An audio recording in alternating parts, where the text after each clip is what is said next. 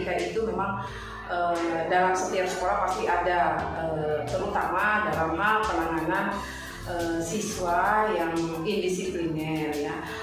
Kita ada kesepakatan kelas, ada kesepakatan peraturan sekolah, dan ada kesepakatan sekolah juga yang ternyata ada beberapa siswa yang melanggar dari kesepakatan tersebut.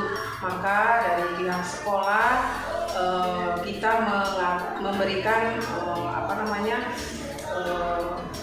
pembelajaran yang tentunya pembelajaran ini ada tahapannya, dari tahap awal mungkin dengan visi, terus pemberitahuan kepada orang tua.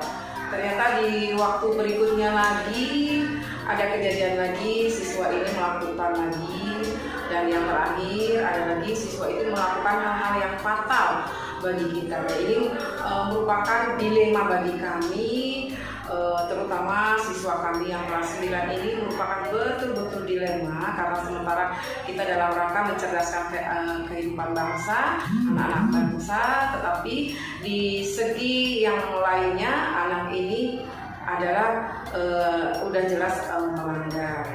Kami pun membuat keputusan di dalam kasus dilema ini, di mana keputusan ini tidak akan merugikan siswa, tetapi memunculkan kesadaran kepada siswa tersebut. Kami sepakat dengan para guru BK, para wakil kepala sekolah untuk memberikan treatment ini. Salah satunya ada belajar anak itu di rumah. Jadi beberapa minggu anak ini diberikan percobaan selama 2 minggu karena kasusnya sudah makin berat. Diberikan percobaan seperti itu, dan ini masih on the way kasus, dan mudah-mudahan tadi saya juga melihat anak tersebut, karena setiap hari Jumat mereka mengumpulkan tugas-tugas selama 1 minggu dan ada komunikasi satu arah. Tadi barusan saya juga ngobrol, dan alhamdulillah mereka merasa curhat bahwa kapok dan insya Allah ingin menjadi anak yang baik dengan mematuhi segala aturan, dan dia menyadari bahwa apa yang dia lakukan itu memang salah. Mungkin itu jawabannya Ibu untuk pertanyaan tadi. Tadi sudah disebutkan ya, kemudian bagaimana misalnya dua kasus, atau dalam kasus itu nanti ada sama-sama benar, jadi cara mengambil keputusannya bagaimana? Terjadi baik itu guru, komite, kalau anak ya lebih banyak memang enggak seperti itu ya.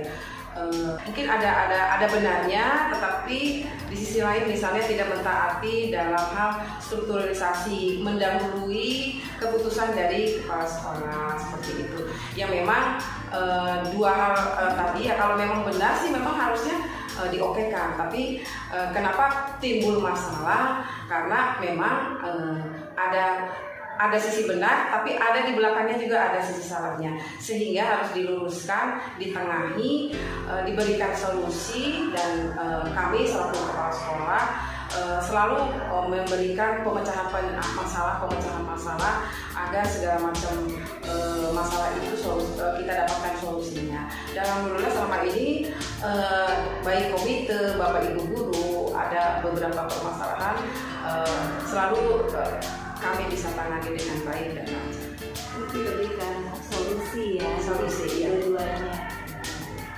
Kemudian yang ketiga itu langkah-langkah atau prosedur seperti apa yang biasa dilakukan. Tadi kan sudah disebutkan, jadi langkah-langkahnya pertama. Ya. Kami akan menggunakan langkah-langkah pendekatan yang manusiawi, tidak mempermalukan, baik itu siswa, baik itu guru, bapak ibu komite, selalu kami panggil ke sini, sehingga yang dipanggil pun merasa tersanjung, terhormati, sehingga ada keterbukaan untuk membuka diri dan mengutarakan permasalahannya apa. Itu lebih gamblang, lebih jelas dibanding secara di jalan atau di ruang guru, sehingga terdengar oleh teman-teman yang lainnya. Jadi prosedurnya jelas, yang pertama kami akan kalau misalnya siswa akan melakukan surat menyurat, ditentukan tanggal dan akan bertemu di hari yang sudah ditentukan dengan kita pihak sekolah. Kalau komite juga seperti itu, mungkin kita WA janjian dan baik itu komite terus dengan orang tua yang bermasalah nanti kita ketemu di sini. Sedangkan guru juga begitu, di pendekatan dipanggil, ditegur dan diajak ke ruang kepala sekolah itu. Tentunya untuk siswa pasti diajak dengan guru dekannya itu selalu. Jadi tahap-tahapnya, prosedurnya adalah selalu baik itu secara surat menyurat maupun tahapan dengan pendekatan secara manusiawi. Itu mungkin hal apa yang selama ini Ibu anggap efektif ya, dalam mengambil sebuah keputusan dari kasus-kasus yang dilema itu yang dari beberapa kasus yang sudah kami jalani, beberapa kasus yang sudah kami tangani, memang yang pertama adalah satu pendekatan hal yang terus juga kita tidak menjustis ya, terus mencarikan solusi dan anak pun diajak diskusi jika anak maupun guru ya, itu diajak diskusi misalnya yang baik itu seperti apa. Jadi lebih diperdayakan keinginan mereka dan itu salah satu teknik untuk menyadarkan baik anak maupun guru tersebut ya. Solusinya seperti apa? Jadi kita menggali potensi mereka juga gitu, manakala saat face to face dengan kami seperti itu.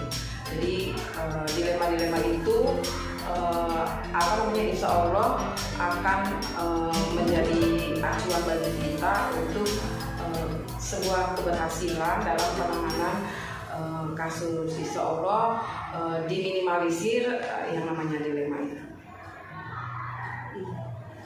Keputusan itu kan pasti ada akibatnya, ada timbang rasanya pasti. Jadi di sini apa sih yang merupakan tantangan dalam pengambilan keputusan dilema? Terima kasih. Selama ini di SMP 24 kami belum merasakan hal-hal yang dilemanya sedemikian besar, karena memang selalu mempertimbangkan dengan banyak orang, baik itu wali kelasnya, baik itu dengan wakil maupun dengan guru BK, sehingga kami pun tidak merasa itu sebuah dilema. Jadi belum pernah menghadapi hal-hal yang dilema gitu lah. Jadi kalau memang misalnya anak itu tidak mematuhi apa yang sudah diberikan di dalam sebuah sekolah, sehingga anak itu mendapatkan untuk izin belajar hanya di luar, tidak diperkenalkan dulu di sekolah. Dilemanya memang anak itu tidak bisa merasakan ya, dalam hati kami juga merasa ada sesuatu rasa kasihan karena hak untuk belajarnya ada yang hilang. Makanya kami membuat treatment itu 1 minggu atau kalau yang sudah parah 2 minggu. Dan alhamdulillah ada sedikit efek jerah dari anak tersebut, tapi dilemanya memang kami tidak begitu secara maksimal menghilangkan hak anak untuk belajar. Pasti di dalam sebuah sekolah ada aja permasalahan yang harus kita tangani. Apakah Ibu punya jadwal khusus untuk menangani setiap permasalahan? Iya. Atau mungkin nanti harus langsung ditangani atau menunggu sampai mungkin ada waktu yang baik. Sebenarnya untuk kepala sekolah itu tidak ada jadwal khusus, tapi secara spesifik kami selaku kepala sekolah setiap hari berkeliling sehingga kami berkomunikasi baik dengan guru, dengan wakil, dengan guru BK. Jadi hampir setiap hari jika ada masalah pasti akan terlaporkan.